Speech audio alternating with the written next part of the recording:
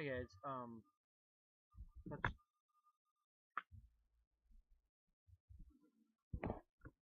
so I was supposed to teach this last Monday and, well, not very many people showed up, so Jake asked me to video teach it instead. So this is actually for my, teaching methods class, so if you guys can just watch this short, like, intro to what we were talking about when we come back from break, so just, I'll give you a shortened lesson version of it. So, when we left the last time we met as a group, we were talking about First John 1, 5 through 10, which really had to do with um, genuine being light of the light and of the darkness, which is a very Johnian type comparison because John loves these comparisons. So what I'm going to be teaching you guys on when physically teaching you guys on when we come back is um First John 2 1 through 11, which is two lessons in itself, but I have to combine them into one for teaching methods, so that's how it's going to be taught because I couldn't teach them physically, so yeah. Um, so after John finishes his spiel in chapter 1, he turns to chapter 2, and this it's a very interesting part of First John because John here is talking about different characteristics of a genuine Christian. So yeah, kind of starts off with verses 1 and 2 are kind of more of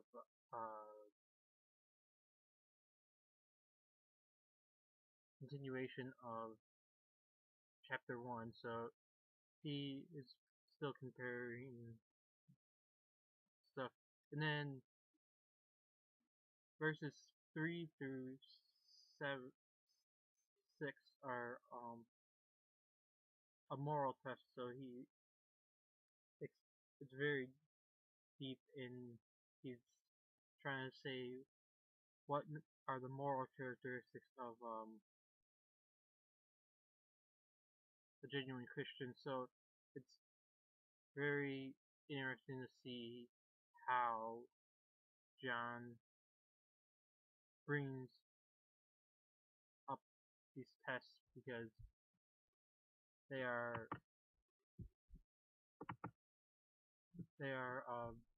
very applicable to our life in general.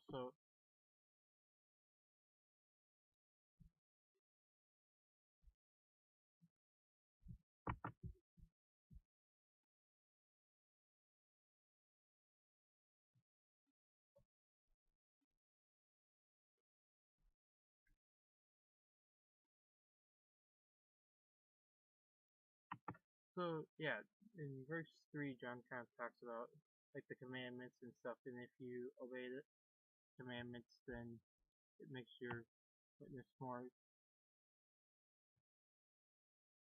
um, genuine, especially if you know him.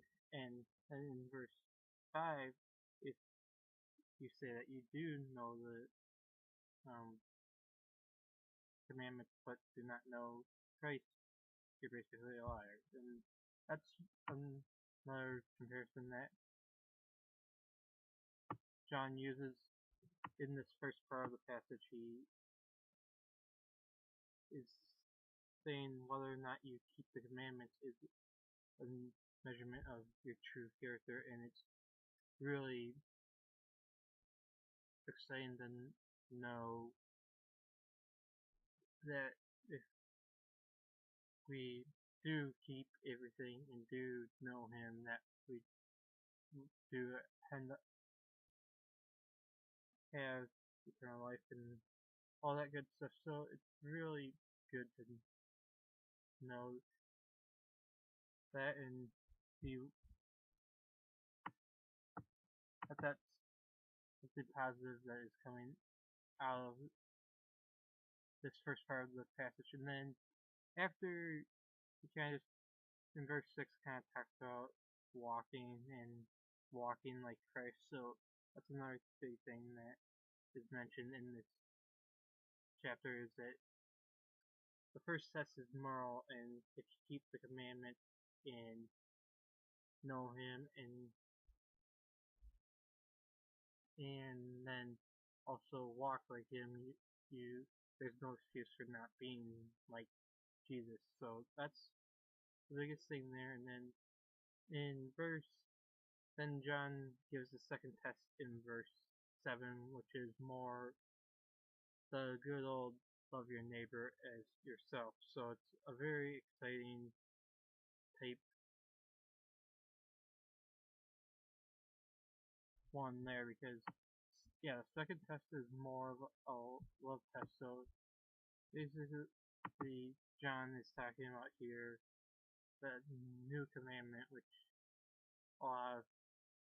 most people understand as love your neighbor as yourself and love your enemy as yourself. So that was one thing in the commentary that I was reading is especially in Jesus' time, you wouldn't love your enemies and you just love your neighbors and people like you. So that still is very applicable today too they because we do love ourselves and more than other people. So of course it's not 100% like we don't it's not 100% that we have to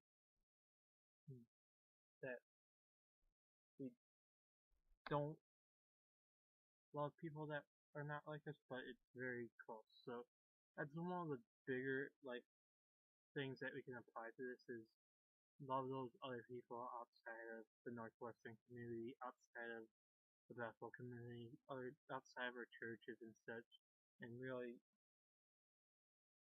treat them as if they were like us. And so that's a big thing is to focus on that, and then